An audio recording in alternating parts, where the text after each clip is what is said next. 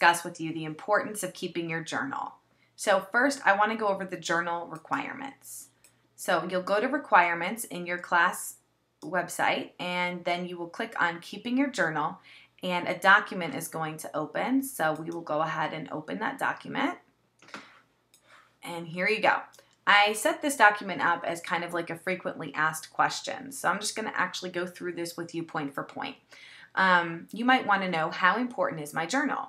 As you will discover during the second week of class, which you should be in the second week of class now, journaling is highly regarded among published authors as one of, if not the most important aspect of their writing practice.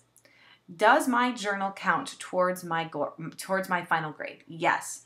Journaling is a required part of this course. Maintaining your journal will account for 25% of your total grade in this course. You need to take journaling seriously. Who can read my journal? Well, our virtual classroom allows you to keep a journal to which only you and I have access. If you want to share any part of your journal, of course you may. On that note, and this is not included in the document, I do recommend that students keep copies of their journal entries in a second place that's just for them. So you might want to keep a folder on your computer and save all of your journals there as well. It's a good idea because most of my students over the years have found that their journals are something that they are very proud of, and you don't want to lose your journal at the end of this course. So you definitely want to make sure that you save your documents. Will I need my journal for anything else? Yes, you will. And I don't want you to self-censor while you're writing, but you need to be aware that the journal prompts I choose are specifically chosen to go along with the content of each module. So after our introductory post, we're going to be working on imagery, as you know.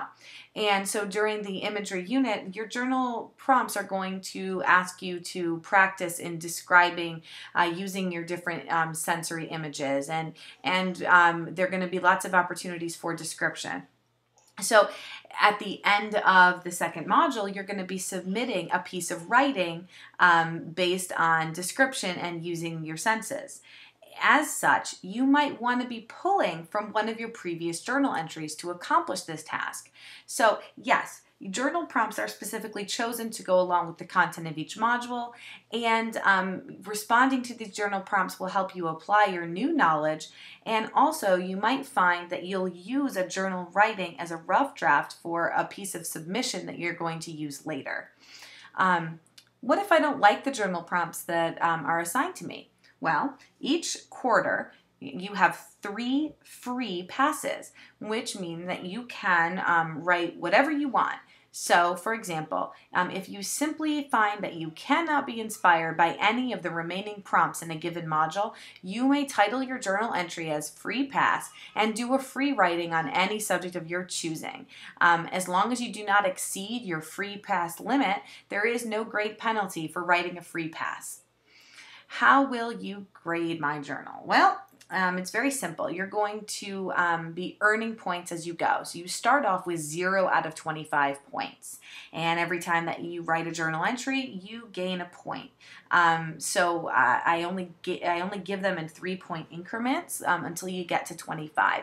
So you consider at the end of this week, you are assigned 3 different journal prompts. And assuming that you write these 3 prompts according to the assignment, you will earn 3 points at the end of this week. You also want to make sure that you're putting forth significant effort. You should spend between 60 to 90 minutes minimum writing your journals in any given week. And if you do this, you'll get your 3 points. Also, you want to consider the fact that journaling is supposed to become part of your writing practice, which means it's supposed to become habitual. Therefore, you don't want to sit down at the end of the week on a Sunday morning and write all 3 prompts. If you do that, you're not going to get your 3 points for that week. They should be spaced out throughout the week. So you want to plan accordingly. Okay. Can I make up missed journal points? Yes, you can. In fact, there will be more prompts assigned than you need to complete in order to meet the 25-point maximum for each quarter. So therefore, if you come short, 2 weeks in a row and you only get, 2 instead of your 3 points, go ahead and write an extra journal prompt and you can get more points. My objective is that it's pretty easy and flexible for you to get your 25 points each quarter. I want to make sure that you just learn the value of journaling. So earn your 25 points, and then unfortunately there is no such thing as extra credit. So once you've gotten your 25 points, you have essentially maxed out in that category. A lot of students worry, do my journals need to be edited? No, journals are free writing. They should be rough drafts. Nobody writes perfectly the first time. Practice makes perfect, but practice is not expected to be even close to perfect. In other words, don't go back and edit your journals for, correct grammar, spelling, punctuation. The idea of a journal is to practice and to become comfortable with different contents and to really try things out for the first time. A journal is a great place for you to take a risk in writing. So there is no expectation for perfection. And if you want to think of the writing process, your journal is really a combination of brainstorming and rough drafting. It's not intended to be publishable material. And how do I create a journal? Well, let's get to that right now.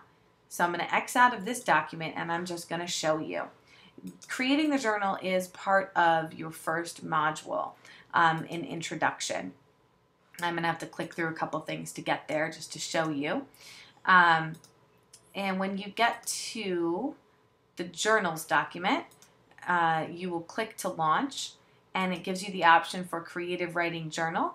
And there you go, create a journal entry. Pretty simple. And this could be week 2 sample, and here is where I am going to type my journal entry. One thing that students have done in the past that might be useful for you is typing out your entry in another word processing document where you can save frequently, and then just copying and pasting it into this window. And I recommend doing that.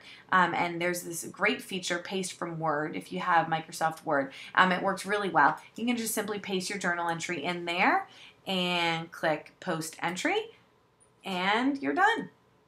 So I hope this is helpful. I hope you will appreciate the value of journaling, and I hope if you have any questions about journaling that you email me immediately. I don't want this to be a stressful situation. I just want you to practice writing, try new things in your writing, and keep a journal, and I know that you're going to put some great writing into that journal, and it's going to be something you're proud of.